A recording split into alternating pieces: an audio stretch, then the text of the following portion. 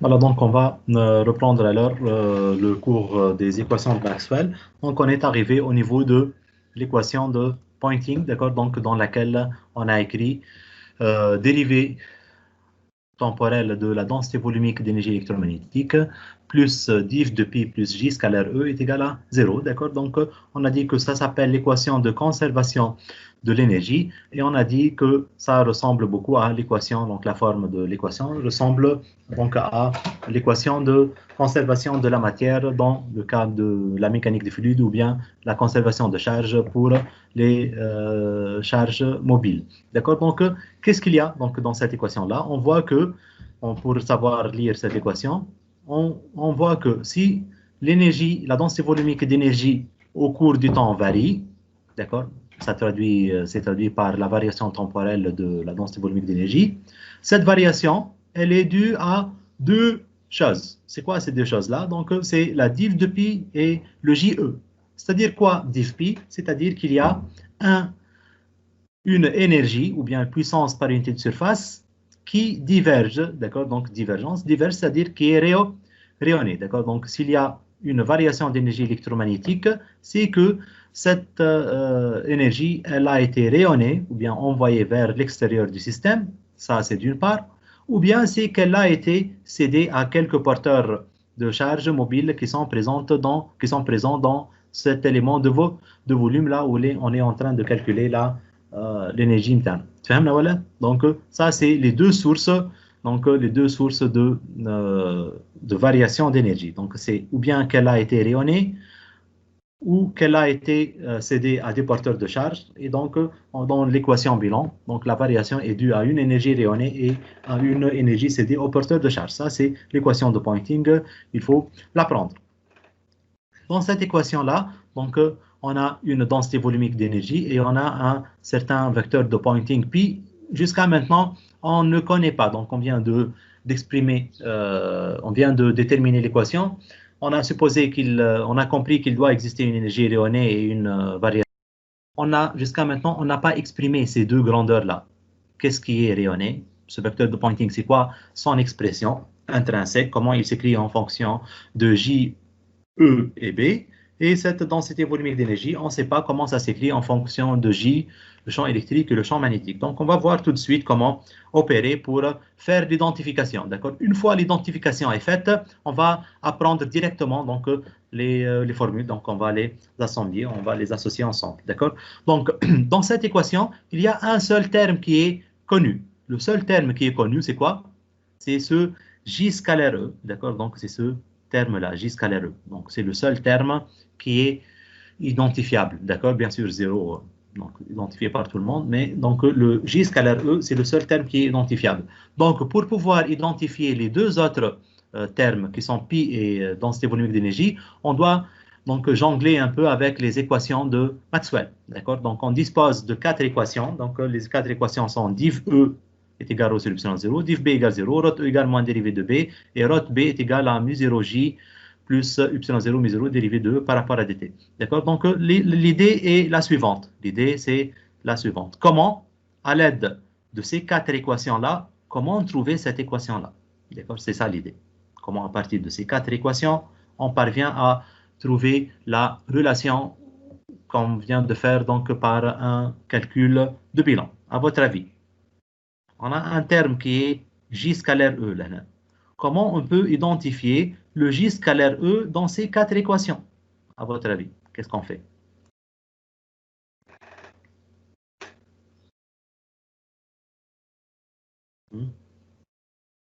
À partir de l'équation de Maxwell-Goss, est-ce qu'on peut faire quelque chose? Est-ce qu'on peut identifier J scalaire E? A priori, non. E, elle est associée à une divergence. Donc, dans div B, on ne peut rien faire aussi, d'accord? Donc, elle contient B, ou là, on cherche E. Dans l'équation de Maxwell-Faraday, ρ de E est égal à moins dérivé de B par rapport à dt. Pour identifier JE, donc J, rotationnel, ça complique trop les choses. C'est clair? La seule possibilité, c'est de travailler avec l'équation de Maxwell-Ampère. Comment faire pour faire identifier le J scalaire E dans cette équation-là? On a besoin de J scalaire E. Qu'est-ce qu'on fait? Hmm. Pour identifier le J scalaire E, on va عندي هنا J وهنا حاسب J scalaire E. On va multiplier à gauche et à droite par quoi? On multiplie à gauche et à droite par, on prend cette équation-là, on va la multiplier à gauche et à droite par J. Lorsqu'on la multiplie par J, pardon, donc on ne va pas la multiplier par J, on va la multiplier par E plutôt. On va la multiplier par E. Lorsqu'on multiplie à gauche et à droite par E, on va obtenir mu0 fois J scalaire E. D'accord? Donc, et ça s'identifie donc à ce JE là. D'accord? Donc, faisons le calcul ensemble. Regardons donc, où est-ce que ça mène. Donc, on va isoler le J. D'accord? Donc, on va isoler le J. J, il est égal à rot B sur mu0 moins ε0 fois dérivée de E par rapport à dt. Ça, c'est à partir de l'équation.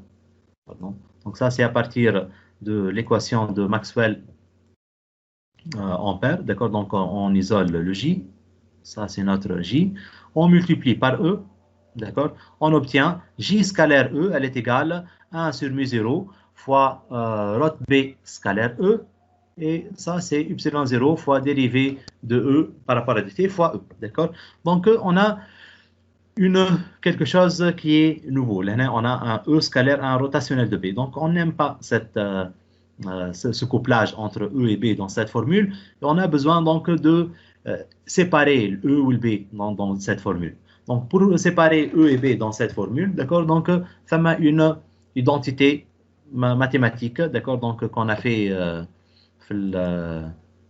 donc, le chapitre des opérateurs mathématiques, c'est cette identité-là. Divergence de E vectoriel B, d'accord, donc, en écrivant divergence de E scalaire vectoriel B, donc je vous rappelle le vecteur nabla et tout, d'accord, donc divergence de E vectoriel B, par définition, elle est égale à B scalaire rotationnel de E moins E scalaire rotationnel de B.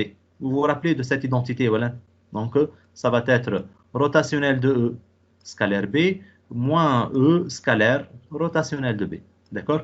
Donc qu'est-ce que je cherche? Je veux me débarrasser de rotationnel de B scalaire E. Rotationnel de B scalaire E. Maintenant, je veux me débarrasser de ce terme-là. Qu'est-ce que je fais? Donc, je remplace rotationnel de B scalaire E par rotationnel de E scalaire B moins divergence de E vectoriel B. Donc, je remplace dans cette équation-là. Donc, dans cette équation, je remplace. Donc, dans cette équation, là, je remplace 1 sur mu0 rot B scalaire E, je le remplace par ce terme-là, d'accord, qui est rotationnel de E scalaire B moins E scalaire rotationnel de B. Donc, on peut se poser la question, كانت E scalaire rot B علاش نعوض فيها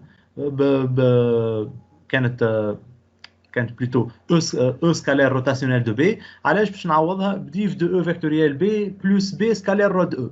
D'accord? Donc, ça, c'est la question. D'accord? Donc, la question, c'est parce que rotationnel de B, d'après l'équation de Maxwell-Ampère, regardez, c'est un terme trop lent. Phi mu0j, phi ε0 et tout. Mais le rotationnel de E, on peut l'écrire, d'après l'équation de Maxwell, on peut l'écrire comme étant un dérivé de B par rapport à dt. C'est clair? On peut l'écrire comme étant un dérivé de B par rapport à dt. Donc, on préfère remplacer rotation de B scalaire E par le terme, je dis, de phi B scalaire rotationnel de E, mais auquel on doit soustraire div de E vectoriel B. Donc, mais là, cette ligne-là va s'écrire J scalaire E, elle est égale moins ε0 fois dérivée de E par rapport à dt. J scalaire E est égal à moins ε0 fois E fois dérivée de E par rapport à dt. Et on remplace E scalaire rot B par div de E vectoriel B moins rotationnel de E vectoriel B. Voilà, donc ça c'est fait. D'accord? Donc ici, on vient de remplacer ce terme. On vient de remplacer ce terme par ce terme-là. D'accord? Donc par tout ça. D'accord? On obtient cette relation-là, J scalaire E. D'accord? Donc ça va s'écrire moins ε0 dérivé de E fois E plus 1 sur ε0 fois tout ce terme-là. Ben, Badi, on va remplacer rotationnel de E, d'après Maxwell-Faraday, rotationnel de E, il y a moins dérivé de P par rapport à dt. Ça, c'est le passage. Rotationnel de E, il y a moins dérivé de B par rapport à dt. Donc, div de E vectoriel B, tant à la roh. Là, ça m'a une petite remarque. f fois dérivée de f par rapport à t. Mathématiquement, f fois dérivée de f par rapport à dt, on peut la remplacer par dérivée de f carré sur 2, n'est-ce pas? Ce passage-là. F fois dérivée de f par rapport à dt, on peut la remplacer par dérivée de f carré sur 2, n'est-ce pas? Donc, ça, c'est ce qu'on vient de faire. E fois dérivée de E par rapport à dt, il y a la dérivée par rapport à t de E carré sur 2, et دخلت l'epsilon 0 داخل في وسط dérivée. D'accord? De même, on dit B fois dérivée de B. On dit B fois dérivée de B par rapport à dt. B fois dérivée de B par rapport à dt, c'est la dérivée par rapport à t de B carré sur 2. D'accord? B carré sur 2. Mais on dit 1 sur mu 0, je fais introduire le 1 sur mu 0. D'accord? Donc, je viens de voir que la nouvelle écriture de l'équation, donc, elle a changé, d'accord? Donc, forme تاعها ظهرت. ولات عندي J scalaire E, elle est égale à tout ça, d'accord? Donc, ça devient moche.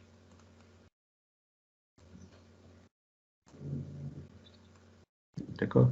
Donc, j'obtiens cette nouvelle écriture. Donc, pour J scalaire E. J scalaire E, elle est tout simplement égale moins dérivée par rapport à dt de epsilon 0 fois E carré sur 2 plus B carré sur 2 mu 0. Et la deuxième, moins 1 sur mu 0 fois divergence de E vectoriel B.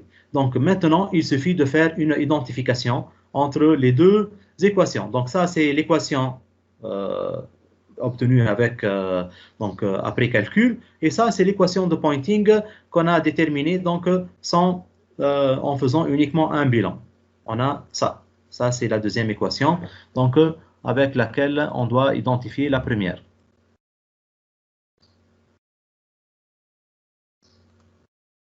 On va identifier ces deux équations-là. Comment? Quels sont les termes d'identification entre l'équation en jaune et l'équation en vert ici? C'est quoi les termes d'identification? Comment on va faire l'identification?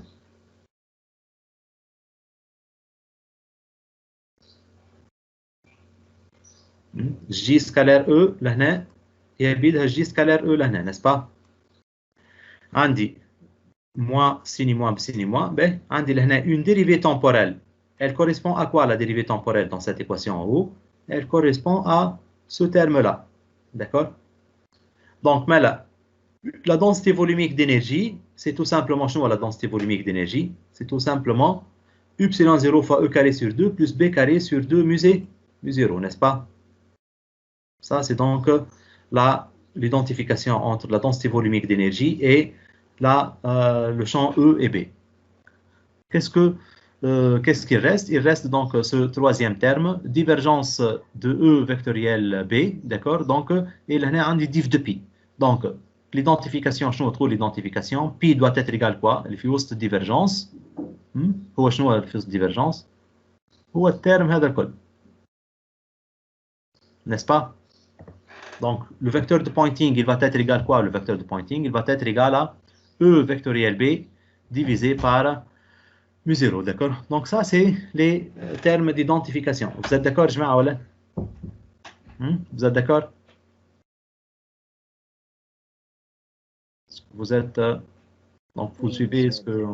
Voilà, d'accord? Donc, voilà, ça, c'est les termes d'identification, d'accord? Donc, on vient d'identifier le vecteur de Poynting et la densité volumique d'énergie. Le vecteur de Poynting, mais là, on peut écrire le vecteur de Poynting, c'est tout simplement, le vecteur de Poynting, c'est tout simplement E vectoriel B sur mu 0, pi il est égal à E vectoriel B sur mu 0, et la densité volumique d'énergie électromagnétique, il y a epsilon 0 fois E carré sur 2 plus B carré sur 2 mu 0, d'accord? Donc ça, c'est les deux termes, d'accord? Donc qu'on vient d'identifier, d'accord? Donc ça, c'est tout ce qu'on peut dire pour le bilan d'énergie électromagnétique dans dans le cas général, d'accord? Donc il n'y a pas autre chose à ajouter, d'accord? Donc au niveau de l'énergie. Donc on peut juste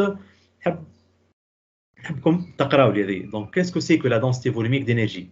UEM, il y a epsilon 0 fois E carré sur 2 plus B carré sur 2 mu 0. N'est-ce pas? Qu'est-ce que ça veut dire, ça? Qu'est-ce que ça veut dire? Donc, on a un condensateur, d'accord, en régime variable. Un condensateur en régime variable. Il y a, dans ce condensateur-là, il y a un champ électrique d'accord, et un champ magnétique, d'accord. Le champ électrique et le champ magnétique, ils vont apporter une énergie, d'accord. L'énergie électrique, هي شنو l'énergie électrique? هي terme هذا epsilon 0 fois E carré sur 2. Ça, c'est la densité volumique d'énergie électrique. La densité volumique d'énergie magnétique هي B carré sur 2 mu 0. Donc, هذوما تعرفوهم l'année dernière, voilà. Epsilon 0 fois E carré sur 2 et B carré sur 2 mu 0. Donc, normalement, donc, vous connaissez ces deux formules d'après la première année, d'accord. Donc, même si on ne les connaît pas, voilà, donc, on vient de les mettre en évidence, d'accord, donc, sans rien parachuter, d'accord. La densité volumique d'énergie électrique est epsilon 0 fois E carré sur 2. Bon, le condensateur, c'est un réservoir d'énergie électrique. L'énergie électrique, est a une densité epsilon 0 fois E carré sur 2. L'énergie magnétique qui provient de l'existence d'un champ B, elle va être égale à B carré sur 2 mu 0. D'accord. Donc, ça, c'est les deux énergies qui vont être emmagasinées dans un condensateur, dans une bobine, d'accord, dans n'importe quel circuit en régime variable. Donc, il y a une énergie sous forme magnétique et une énergie sous forme électrique, d'accord. Donc, l'énergie magnétique marbouta bil B carré, l'énergie électrique marbouta bil E carré. Qu'est-ce qu'il y a d'autre dans cette formule? Il y a l'énergie rayonnée, d'accord? Donc, l'énergie rayonnée par unité de surface, ça, c'est le vecteur de Poynting P, c'est clair? Donc, ça, c'est l'énergie rayonnée, d'accord? Donc, mais là, on peut calculer, connaissant le vecteur de Poynting, on peut calculer l'énergie rayonnée à travers ce condensateur. On peut la calculer, voilà, l'énergie rayonnée à travers le condensateur. On peut la calculer. Vous êtes là, voilà. Si on veut calculer l'énergie dans le condensateur, qu'est-ce qu'on a? On a l'expression du champ E et on a l'expression du champ B.